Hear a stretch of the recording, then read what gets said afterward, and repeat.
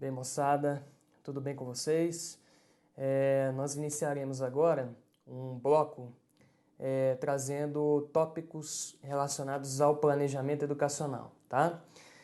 Como nós sabemos, o planejamento é uma das temáticas aí bastante cobradas nos editais, seja para o cargo de técnico em assuntos educacionais, seja para o cargo de professor, orientador educacional, supervisor pedagógico, enfim, pedagogo de maneira geral.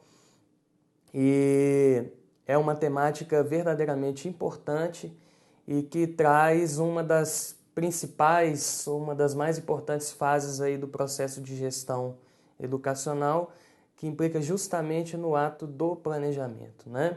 Então, vamos lá na tela. Dentre os temas que nós abordaremos nesse bloco, temos aí os 4 temas principais, né? Os temas que nós podemos chamá-los aqui de temas gerais. Então, nós temos o planejamento e a organização do trabalho pedagógico, o processo de planejamento, que implica na concepção do ato de planejar, a importância do planejamento, as dimensões e os níveis de planejamento. O planejamento participativo, que é um termo corriqueiro em prova, né? Vou até destacar aqui. Planejamento participativo, e aí nós temos concepção de planejamento participativo, a construção, o acompanhamento e a avaliação, né? Uma coisa também a ser observada, pessoal, é que, por exemplo, em questões de planejamento, geralmente são inseridas, né, integradas, digamos assim, tópicos vinculados à gestão, à avaliação. Então, dificilmente a gente vai ter uma questão única e exclusiva de planejamento. Então, sempre fazendo essas integrações do planejamento com outras temáticas do próprio edital. Dentre elas, a gestão, avaliação, tendências pedagógicas, dentre outras possíveis temáticas, né? O próprio currículo também, enfim. Voltando para a tela. Aqui nós temos comunicação e interação grupal no processo de planejamento, constituição de equipes, encontros e avaliações sistemáticas, capacitação de pessoal para o planejamento, constituição de grupos de estudo, aplicação de critérios na distribuição de tarefas e articulação com outros grupos sociais.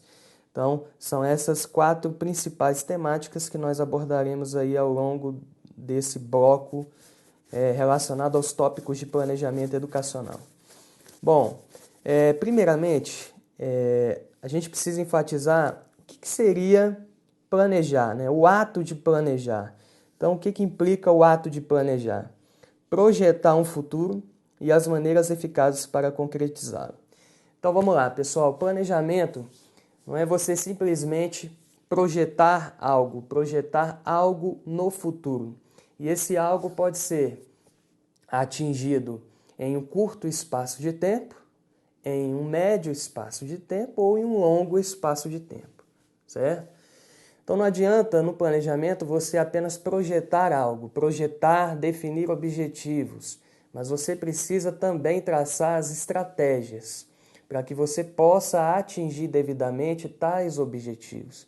Então é você organizar, sistematizar as estratégias, os caminhos, os métodos, para que você possa gradativamente ir atingindo os seus objetivos.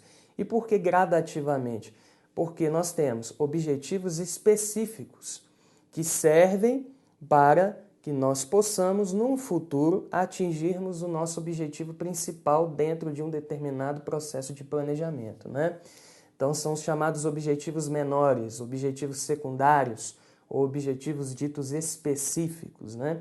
Então, são objetivos que ao longo do processo de ensino-aprendizagem, ao longo do processo de implementação de um determinado projeto ou dentro de uma proposta X de planejamento, são objetivos que gradativamente nós iremos atingir para que nós possamos, num futuro, seja ele em curto espaço de tempo, médio ou longo espaço de tempo, atingirmos um objetivo ou um objeto dito principal, tá joia? Voltando para a tela, e aí a gente faz aqui a seguinte pergunta: por que muitos professores veem no planejamento uma ação desnecessária? A gente sabe que muitos professores têm um certo receio, né? no sentido de, vou fazer plano de aula para quê, né? Para que eu vou fazer plano de ensino? Muitos profissionais ainda veem o planejamento como uma ação burocrática, né? Para não dizer burocrática, né? Aqueles que realmente têm um certo ranço pelo planejamento. Mas, então, uma das razões talvez seja o quê? A falta de conhecimento ou desconhecimento acerca da importância do ato de planejar. Um segundo ponto que a gente pode ressaltar aqui também é a visão de muitos educadores de que o planejamento é uma ação burocrática, imposta pela escola.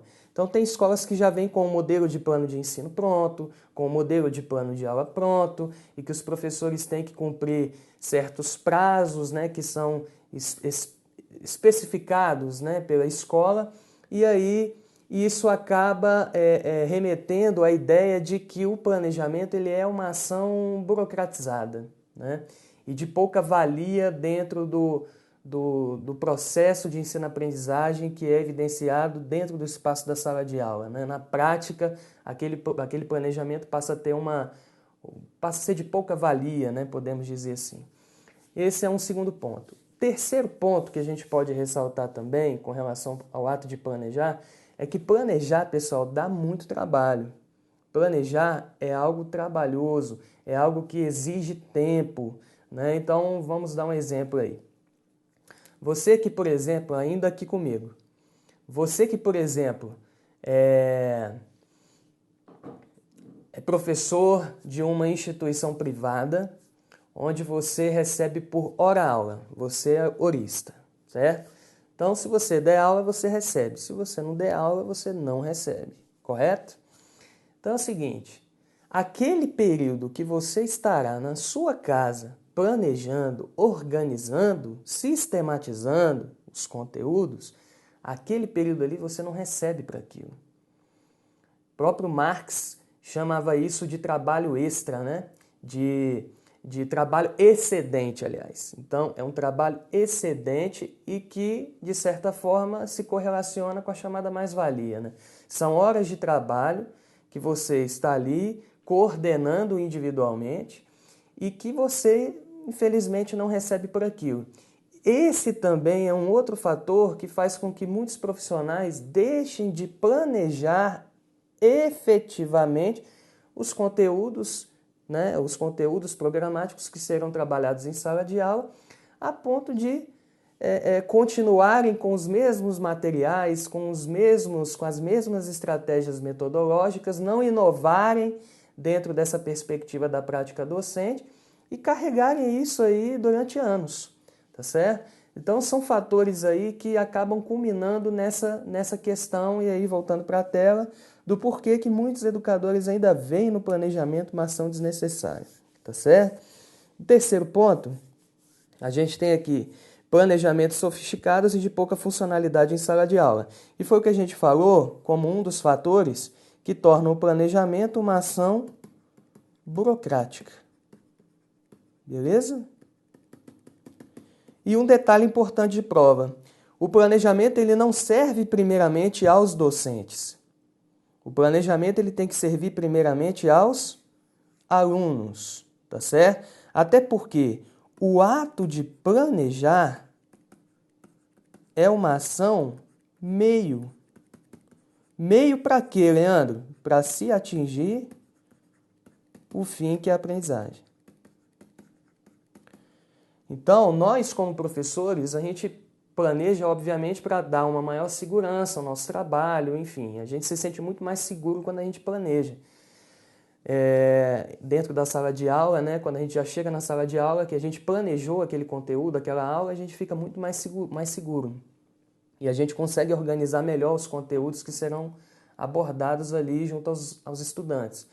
Agora, eu não planejo primeiramente pensando na minha figura docente. Eu planejo primeiramente pensando nos estudantes, já que o ato de planejar ele é uma ação meio que é voltada diretamente para a realização de uma finalidade que é a aprendizagem. E a aprendizagem de quem? A aprendizagem dos meus estudantes.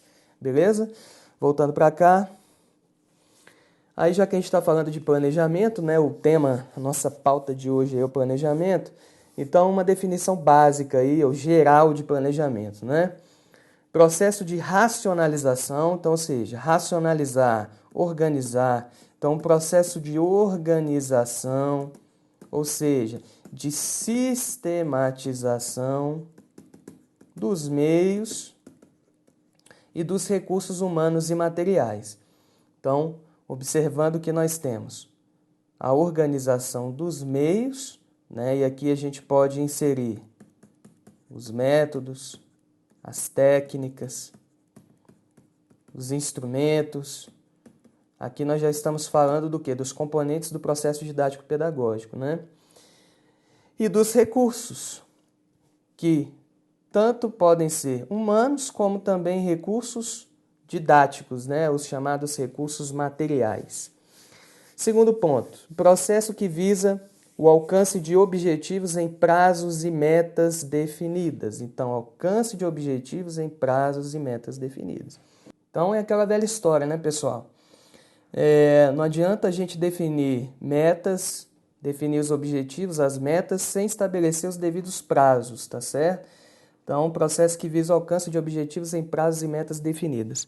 E, por fim, a gente pode considerar também o planejamento, né, como um processo que permeia etapas, sendo que a primeira etapa do processo de planejamento implica na sondagem da realidade. E o que é a sondagem da realidade, moçada? É o diagnóstico, né? Então, através do diagnóstico, nós podemos identificar possíveis fragilidades, ou seja, os pontos negativos dentro de uma escola, por exemplo, dentro da sala de aula, enfim. E, então, possíveis fragilidades e possíveis potencialidades, né? Ou seja, aqueles elementos positivos, elementos que contribuem diretamente para o desenvolvimento da qualidade da educação e dos serviços educacionais oferecidos por uma determinada instituição de ensino, tá certo? Então, o diagnóstico ele é fundamental para o desenvolvimento de todo e qualquer processo de planejamento, de gestão e de avaliação educacional. Ok? Então, a importância do diagnóstico dentro desse processo de planejamento aí. Com relação ao planejamento educacional, ainda sobre essa temática, a gente não pode limitá-lo por uma ação individualista. Então, por que ele não pode ser limitado por uma ação individualista? Porque, além de ser uma ação individualista, ele também permeia a necessidade de ser uma ação conjunta ou coletiva, tá certo?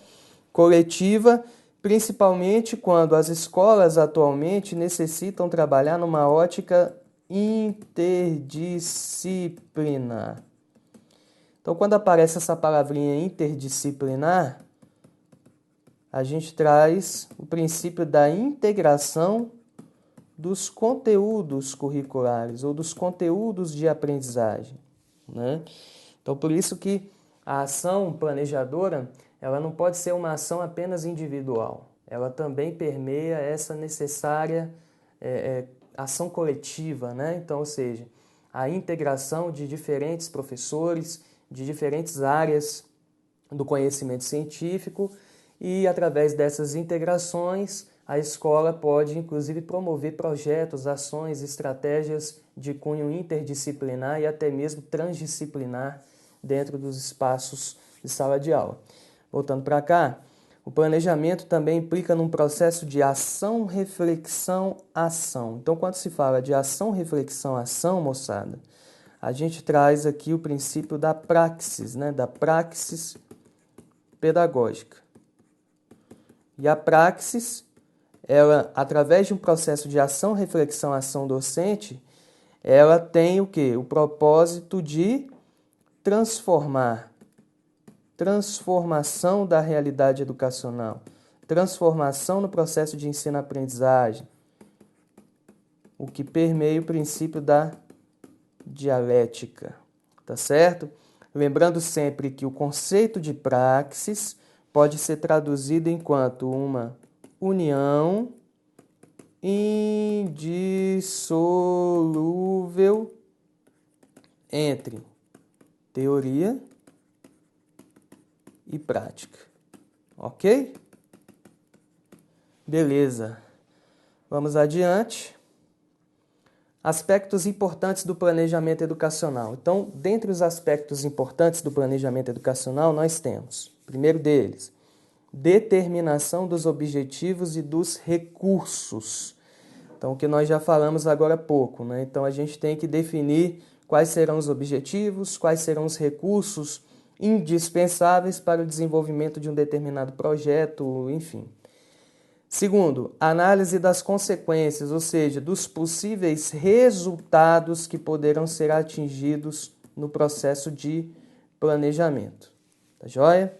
Terceiro ponto, a determinação de metas específicas a atingir em prazos bem definidos, o que nós acabamos de pontuar. Então, novamente, não adianta a gente definir metas sem definir os devidos prazos, tá certo?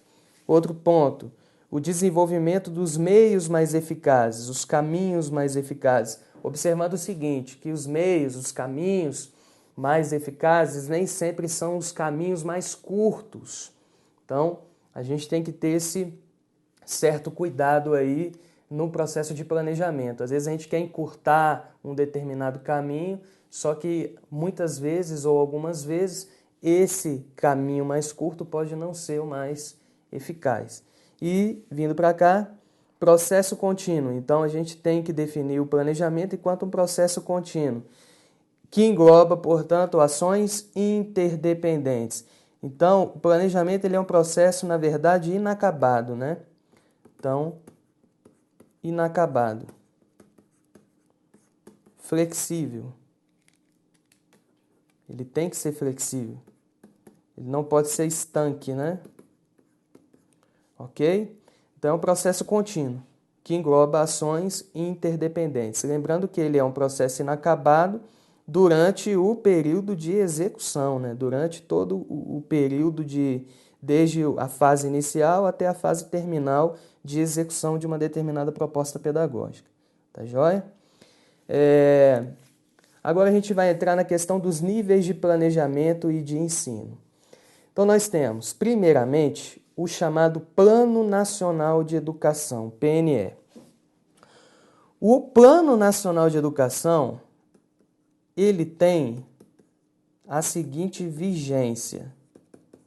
Ele vai de 2014 a 2024. O Plano Nacional de Educação, ele contém, pessoal, 20 metas para a educação. Seja ela educação básica, sejam metas para educação superior. Educação básica e educação superior. Então, muito cuidado lá na prova, se fizerem uma relação de 20 metas exclusivamente ou diretamente voltadas para a educação básica. Não são metas apenas para a educação básica. Nós temos também metas voltadas para a educação superior. Lembrando que aqui nós temos os dois grandes níveis da educação nacional segundo a LDB, tá certo? Então, o Plano Nacional de Educação, ele vem de uma esfera federal.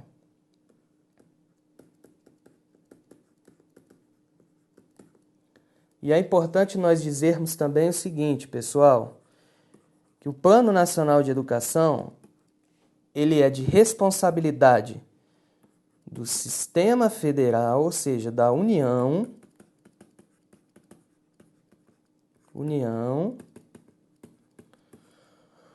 com a colaboração de estados e municípios. Muito cuidado com isso em prova, tá?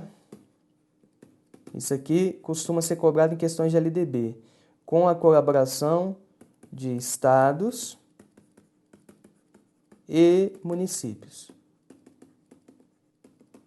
Então, é uma responsabilidade direta. A coordenação direta da elaboração do Plano Nacional vem da União, com a colaboração de estados e municípios. Tá certo? E aí é o seguinte, moçada. Em consonância com o Plano Nacional de Educação, estados e municípios deverão elaborar os seus respectivos planos, tá certo? Então significa dizermos o seguinte, que estados, assim como os municípios, de acordo com os ditames contidos no Plano Nacional de Educação, deverão elaborar os seus respectivos planos decenais. Por que decenais? Vamos lá.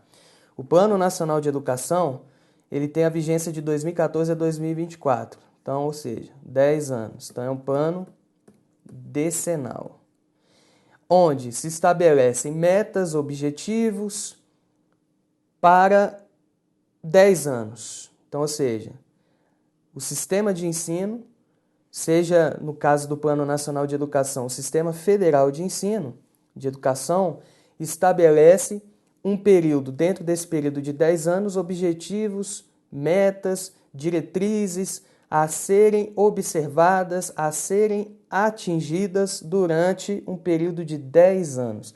Então, eu posso dizer que o Plano Nacional de Educação, ele engloba uma ação que? De plano de Estado. O Plano Nacional é um plano de Estado. E por que um plano de Estado? Porque, independente da mudança de governo, o PNE ele é mantido, ele continua. Então, o período de vigência dele é de 10 anos. Então, eu não posso, por exemplo, numa mudança de governo, esse PNE ele não pode ser abolido, ele não pode ser excluído. Então, ou seja, é um plano que vai durar 10 anos, independentemente da mudança de governo, independente da mudança político-partidária que pode se fazer aí no governo federal, ok? Planos estaduais e municipais.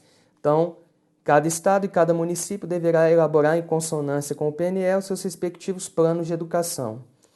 E dos planos estaduais e municipais, cada escola vai elaborar o seu respectivo planejamento. Então, os planos das escolas nada mais são do que o projeto político-pedagógico, que também pode aparecer com o termo proposta pedagógica da escola ou plano pedagógico. Ok? Então, os planos das escolas estão diretamente relacionados ao projeto político-pedagógico que cada escola deverá desenvolver, em consonância com os planos estaduais, municipais, assim como com o Plano Nacional de Educação, tá certo? E, chegando na sala de aula, nós temos os planos docentes, ou seja, plano de ensino e o plano de aula. Bacana? Então, aqui nós já estamos entrando numa perspectiva do currículo real, aquilo que será trabalhado efetivamente dentro da sala de aula. Então, os planos docentes que permeiam, portanto, o plano de ensino ou plano da disciplina e o plano de aula. No próximo bloco, pessoal, a gente vai falar um pouquinho da estrutura do plano de ensino, a estrutura do plano de aula, como se estrutura, como se elabora um projeto, né, entrando já na parte da pedagogia de projetos. Enfim, então, fiquem com Deus e até o próximo bloco.